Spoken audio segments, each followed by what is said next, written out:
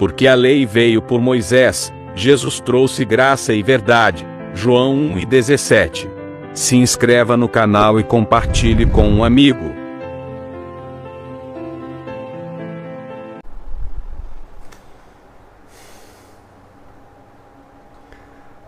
Olá família, graça e paz abençoados, graça e paz, povo amado de Deus. Sejam todos bem-vindos a mais um conteúdo aqui pelo nosso canal, tá bom? Se inscreva, deixa teu like também e ative o sino das notificações. Compartilha também aí desse link para que outras pessoas tenham acesso a esse conteúdo, tá bom? Recentemente eu coloquei em alguns grupos aqui de WhatsApp uma mensagem denunciando, falando, expondo os pregadores, enganadores do sistema religioso. E eu até comentei que algumas pessoas se incomodam com isso e dizem assim: você tem que deixar isso para lá porque nós não podemos, não devemos ficar expondo esses erros. Queridos, preste muita atenção. Nós não estamos obrigando ninguém a nada. E se você for analisar, toda a tradição religiosa, elas defendem com unhas e dentes as suas doutrinas. E por que nós que ministramos o Evangelho da graça de Cristo, nós não vamos defender a palavra da graça? E para defender a palavra da graça, naturalmente você vai ter que expor essas falsas doutrinas. O errado, o que não é correto, é darmos aqui nome às pessoas, expor, sabe, o personagem, o indivíduo. Eu não devo, eu não posso, isso é antiético, sabe? Isso não pode acontecer. Eu chego aqui e dar nome, a não ser aqueles canais de fofoca que tem por aí, fofoca gospel. O pastor fulano fez isso, o pastor Beltrano fez aquilo outro. Nós não devemos, penso eu, que nós não devemos expor essas pessoas nesse sentido. Agora, expor a doutrinação deles, os ensinamentos deturpados, nós temos que expor, devemos expor. Para quê? Para que as pessoas venham ter ciência, para que as pessoas venham ter conhecimento de que, de fato, o que eles estão ensinando é totalmente fora daquilo que Cristo ensinou. Então, se você conhece a mensagem de Cristo, você conhece o Evangelho da graça de Deus, aí você diz que ama a Deus, e aí você vê um indivíduo, alguém, uma religião, falando desse Deus de uma forma enganosa, mentirosa, sabe? De uma forma errônea daquilo que as Escrituras nos apresentam. Então você vai ter que naturalmente expor, tá bom? Então algumas pessoas, até alguns irmãos que conhecem o Evangelho da Graça, eu já fui repreendido por alguns irmãos. Irmão Elcio, é melhor você só pregar o Evangelho e parar de expor o sistema religioso. Querido, preste muita atenção. A própria pregação, a própria mensagem do Evangelho, ela já está expondo o sistema religioso. Então vamos lá, eu vou pregar o Evangelho da graça de Deus. Olha que eu não vou citar nenhum sistema religioso. Vamos lá, começando agora. 3, 2, 1. Jesus era favorável, os apóstolos faziam campanha da rosa do descarrego? Então eu estou fazendo uma pergunta. Jesus fazia isso? Não. Então isso é certo? Não. Isso não é engano? É. Precisou falar nome da religião A ou B, do pastor X ou Y? Não precisou.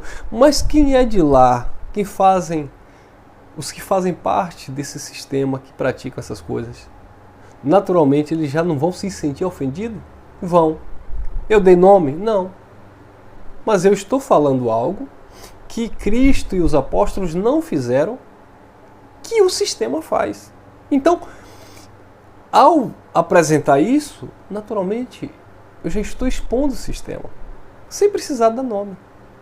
Então, queridos, Jesus nunca pediu dízimo em dinheiro.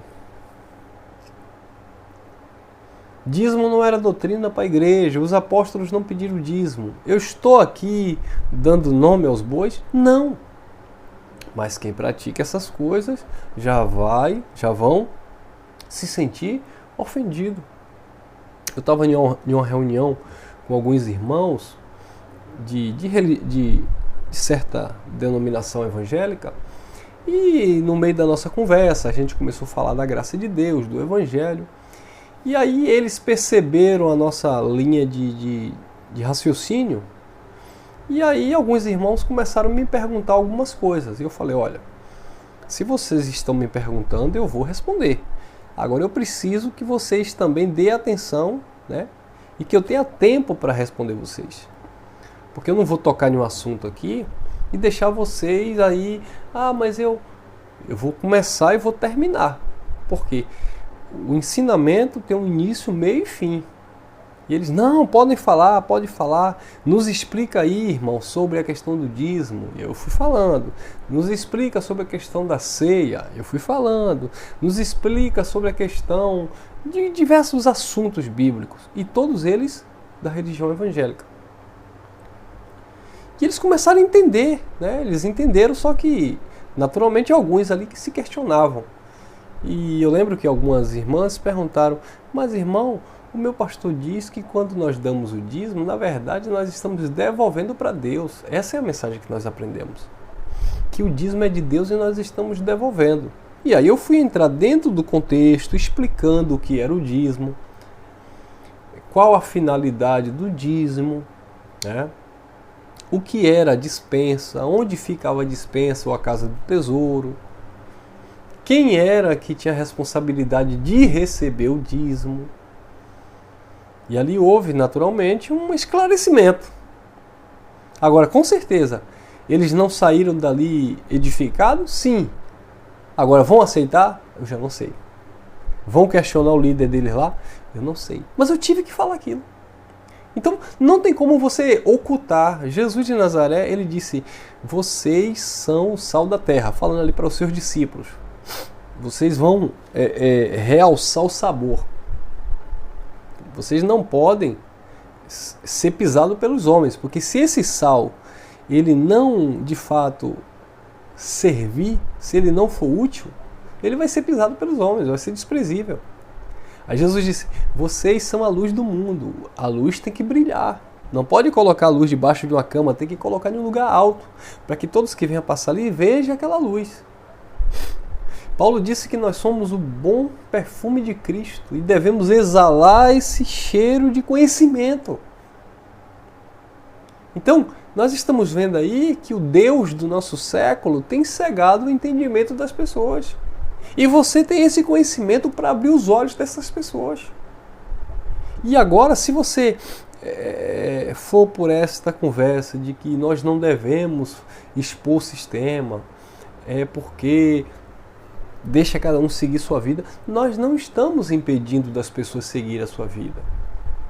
Só que nós estamos expondo assuntos bíblicos que eles entram em contradição. Então essa é a diferença. Então, meu amado irmã, meu irmão, você que congrega na igreja A ou B, não se sinta ofendido. Você tem o seu entendimento e você defende o seu entendimento. Nós temos o nosso entendimento e nós vamos defender o nosso entendimento. Talvez o nosso entendimento para você seja uma heresia, seja errado, mas o seu entendimento para mim também é errado. E eu não estou tentando te convencer, porque quem convence não sou eu, é o próprio Espírito. Só que você vai apresentar os seus argumentos bíblicos e eu também vou apresentar os meus argumentos bíblicos. O católico apresenta os seus argumentos bíblicos. O espírita apresenta os seus argumentos bíblicos. Os evangélicos apresentam os seus argumentos bíblicos. Então, toda a religião apresenta o seu argumento. Então, nós, como defensores do Evangelho da Graça, nós vamos também apresentar os nossos argumentos. Então, se nós vemos aí as pessoas, nós lemos a mesma Bíblia, Ah, irmão, mas eu fui participar da campanha da Arca da Aliança. É certo isso? Jeremias 3,16 dizia o Senhor, por boca do profeta, que não era para fazer outra, não era para trazer a memória, não era nem para se lembrar dessa arca. Então, se você entra em um ambiente que tem lá a réplica da Arca da Aliança e aquela coisa idólatra, é errado. A Bíblia não aprova isso. Ah, mas eles querem fazer. Que façam, mas é errado. Você chega em um ambiente onde eles vão apresentar criança ao Senhor. Não, nós temos que apresentar porque Jesus foi apresentado. Jesus foi apresentado pela lei, porque pela lei todo homem tinha que ser um menino, né? O menino, não era uma menina. Todo macho tinha que ser apresentado no templo, não era em uma igreja evangélica. E não era o pastor que apresentava, era um sacerdote da época. Todo menino era apresentado com 8 dias de nascido e tinha que apresentar lá as ofertas específicas da lei, um par de pombo, um par de rolinhas. E também tinha que fazer circuncisão, tinha que ter o voto da circuncisão. Então hoje o pastor, o líder, apresenta uma criança no altar ao Senhor, já começando que o altar é pirata, né, irmãos? Porque o altar da Bíblia, nós temos aqui em outras mensagens, não é essa plataforma que as igrejas têm. O altar era uma caixa quadrada de madeira de acácia, revestida de bronze, onde jogava ali os sacrifícios de animais e colocava fogo. O altar era lugar de queimar os animais. Então não tem nada a ver com essa plataforma onde o pastor fica chamando aquilo ali de altar. É um engano. Então o Evangelho, a verdade de Cristo, vai expor essas mentiras. E nós não podemos esconder isso. Eu não posso esconder isso. Porque se é para pregar mentira, eu continuava dentro do sistema religioso. Aí eu recebo o conhecimento da verdade, e eu vou agora maquiar a verdade porque eu posso ofender alguém que pensa diferente? Não. Eles também pensam diferente e eles não estão escondendo o que eles pensam.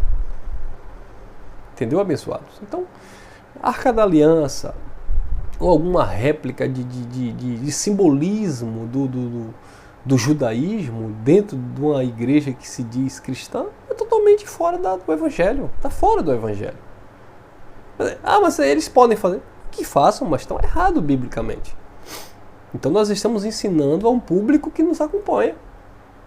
Ah, eu olhei aqui, eu não gostei dessa mensagem, eu vou sair.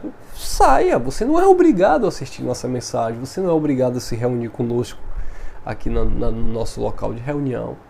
Agora, eu sou responsável, eu tenho por obrigação para pregar o Evangelho da graça de Deus. Tá bom? Então, dízimo, jejum, altar, apresentar criança no templo, né? As questões das línguas estranhas, biblicamente falando, que é a capacidade de falar em outro idioma sem ter estudado, mas sim otorgado pela graça do Espírito. Então, são assuntos que nós batemos, que nós ensinamos, que nós falamos, demonstramos, mas se as pessoas não querem ouvir, paciência. Então, vamos lá. Olha João Batista no Mateus capítulo 3. João Batista estava ali batizando no Jordão, né? E havia ali algumas pessoas que pertenciam a outra religião, ou seja, tinham outro entendimento diferente de João. João não era o último profeta da lei? Lucas 16:16 diz que a lei e os profetas vigoraram até João. Desde então passou a ser pregado o reino de Deus. Então, João era o último representante da lei, o profeta de ofício. Tá?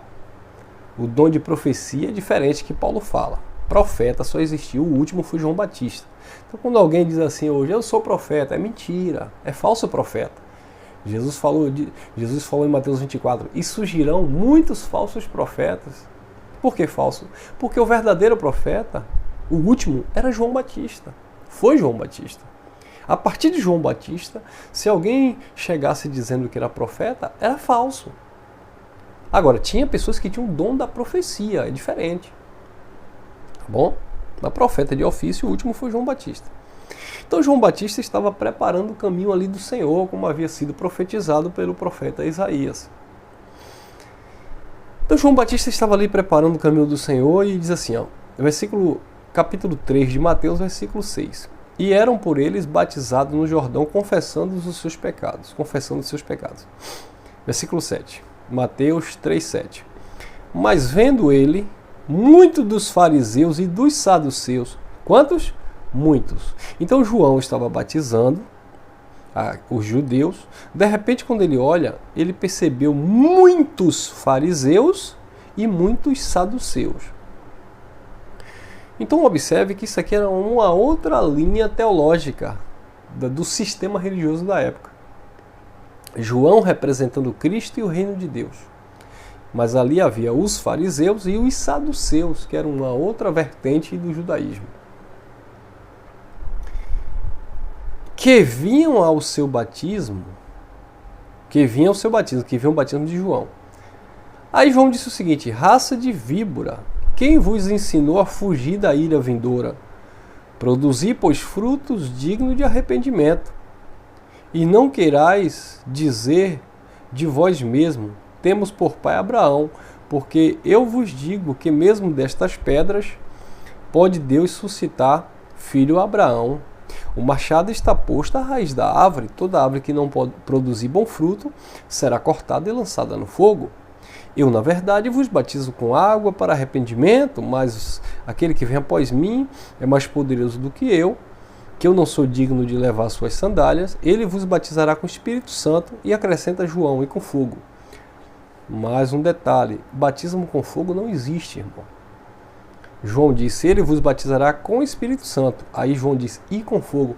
Mas quando João usa essa segunda expressão aqui, fogo, João estava falando de um juízo, porque ele começa dizendo, no versículo 10, que o machado está posto à raiz da árvore, toda árvore que não produzir bom fruto será cortada e lançada no fogo. Aí ele diz no final do versículo 11, e batiza com o Espírito Santo e com fogo. Mas o fogo aqui é sinônimo de juízo. O fogo é aquilo que queima. E o que era aqui? Qual era o público que esse fogo iria queimar? Os fariseus e os saduceus, que estavam ali zombando daquilo que João estava fazendo.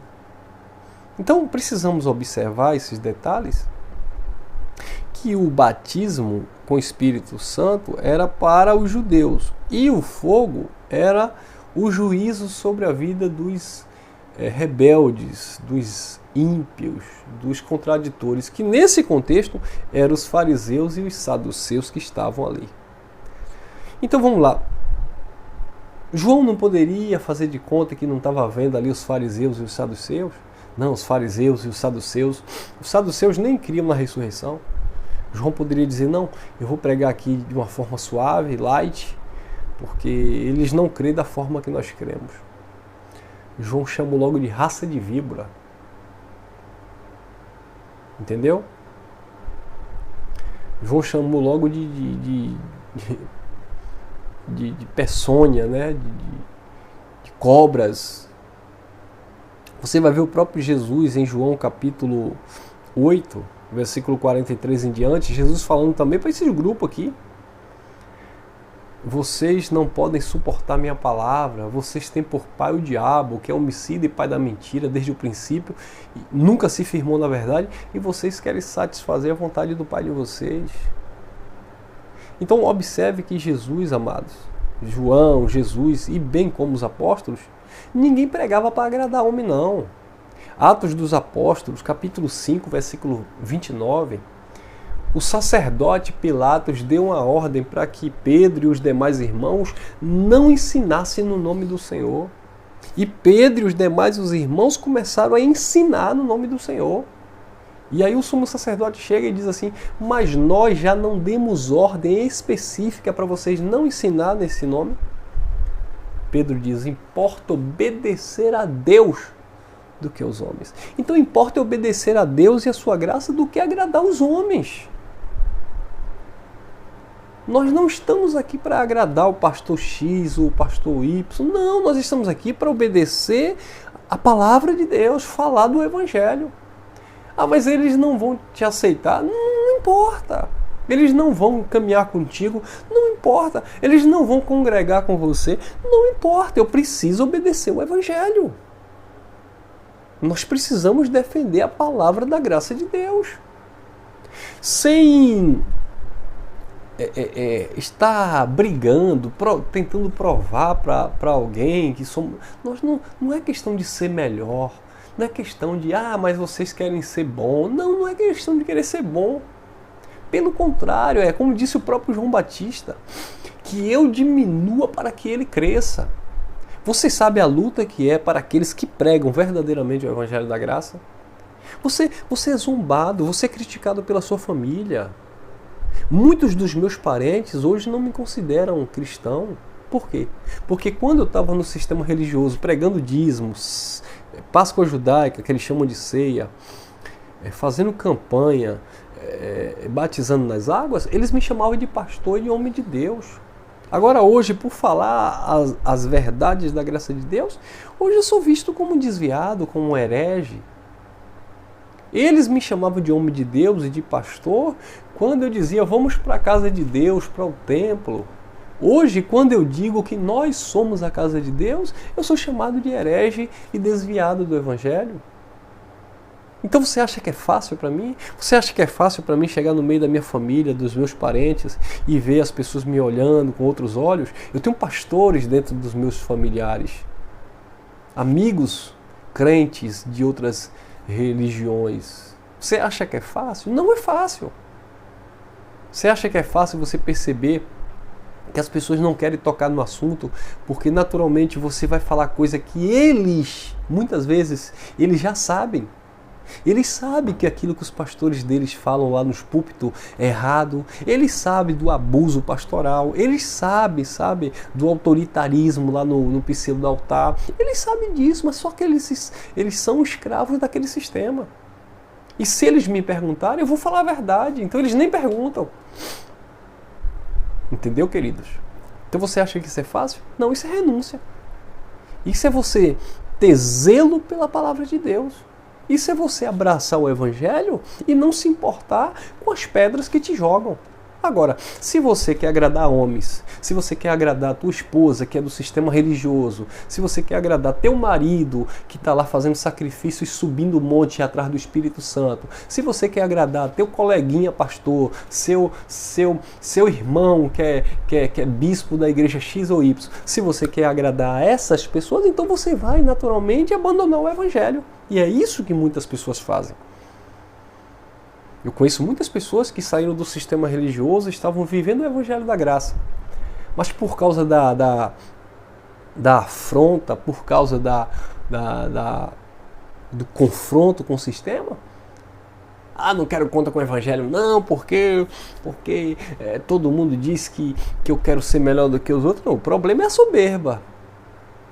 Você tem que manter a sua postura, sua serenidade, sua verdade, a verdade de Cristo, a verdade do Evangelho.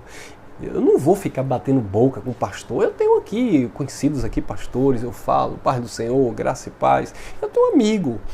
Eu não vou dizer amigos no plural, porque é complicado. Mas eu tenho conhecido dentro do Evangelho tradicional, religioso. Eu respeito, se me perguntam alguma coisa, eu falo dentro do meu entendimento, eles replicam lá dentro do entendimento dele. Beleza, você crê dessa forma? Amém. Eu não creio. Mas há um respeito mútuo. Ninguém vai ficar batendo boca, porque você está errado, porque você... Não, aí tem uns emocionados aí que saíram do sistema religioso, ficam vivendo na carnalidade e quer provar porque o pastor lá é ladrão, porque está pedindo dízimo. E você, que moral você tem? Qual a credibilidade que você tem? Você não está nem vivendo o Evangelho da Graça para estar cobrando do outro. É o que Jesus disse. Você não tira a trave do teu olho, quer tirar o cisco do olho do teu irmão? Tira a primeira trave do teu olho. Viva você primeiro o Evangelho, viva você primeiro a verdade, para depois você falar dessa verdade. Entendeu, amados? Então, eu não estou aqui para ficar agradando os homens. Eu estou aqui para agradar o Senhor e a sua palavra e pregar para aqueles que querem também viver o Evangelho da Graça. Aqueles que não querem, paciência, eu não posso fazer nada. Tá bom, meus irmãos? Então, entenda uma coisa. Não estou sendo aqui, mas você está sendo soberbo, irmão. Não tem nada a ver. Eu já venho há algum tempo trabalhando isso, a questão dessa educação, Eu não vou chegar em qualquer lugar e expor o que eu acredito, né? A gente tem que entender o ambiente. Papai do céu prepara o ambiente, Papai do céu prepara os corações, o momento. Nem todo mundo vai aceitar, mas às vezes, mesmo as pessoas ali não aceitando naquele momento, foi o tempo que Deus permitiu. E futuramente aquela palavra vai dar fruto. Quantas pessoas eu falei do Evangelho que a princípio, a priori, me esculacharam. Tempos depois as pessoas vieram dando testemunho que entenderam.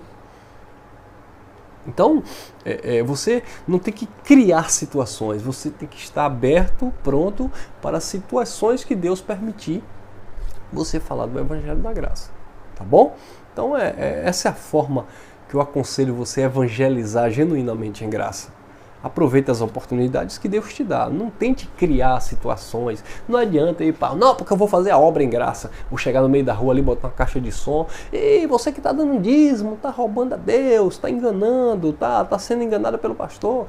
Você que está comendo aí o pão da ceia, isso é engano. Você que está subindo no monte para ir buscar o Espírito Santo, você está sendo enganado. Isso não faz sentido. Eu não tenho que fazer isso na rua. Isso não é evangelizar, ainda que eu esteja falando a verdade.